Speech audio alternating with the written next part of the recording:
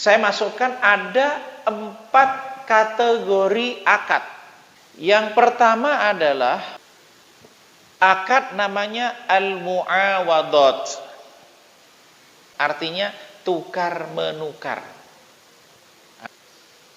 Yang termasuk dalam kategori akad tukar menukar itu adalah jual beli dan transaksi jasa.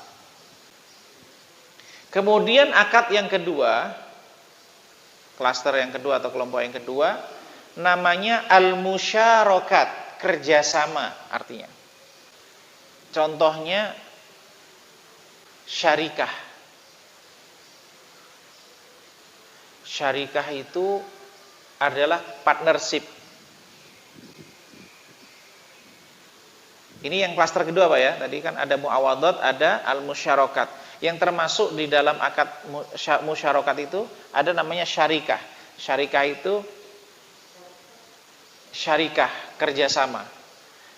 Kayak pemilik saham Pak. Jadi kayak kan di Indonesia itu ada yang berapa itu 212 Mart ya misalnya. Orang mengumpulkan modal kemudian untuk bangun usaha, itu namanya syarikah. Antar sesama pemodal. Ada lagi yang namanya mudharabah. Mudharabah itu ini masih masuk klaster yang kedua Pak ya, masuk contoh di yang kedua. Mudharabah itu satu sebagai pemodal, satu sebagai pengelola. Nanti bagi keuntungan.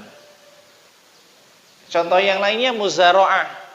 Muzara'ah itu satu punya tanah, kemudian dia sediakan benih, ada orang yang mengelola, itu namanya muzara'ah. Transaksi tukar menukar ini sebagai jenis transaksi yang bisa dijadikan sebagai objek mencari keuntungan. Misalnya Bapak A punya usaha, dia pengen mengembangkan usaha.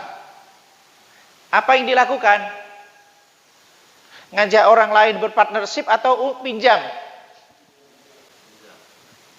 Rata-rata sekarang trennya pinjam. Ini masalah.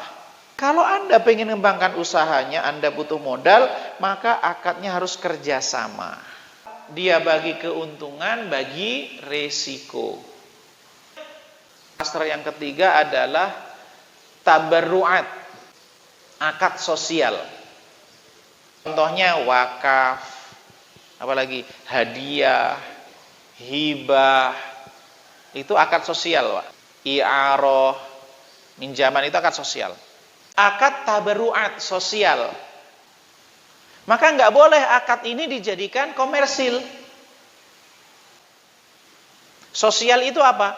Jadi orang melakukan akad ini bukan cari keuntungan, cari pahala. Kalau Anda mau mengambil keuntungan, gunakanlah akad muawadhat atau akad syarikah, kerjasama. Tapi kalau Anda cari keuntungan, jangan cari keuntungan di akad tabarru'at, akad sosial. Termasuk akad sosial itu hutang piutang, Pak. Kemudian yang keempat, akad tautsiqat. Tautsiqat itu mengokohkan transaksi lain.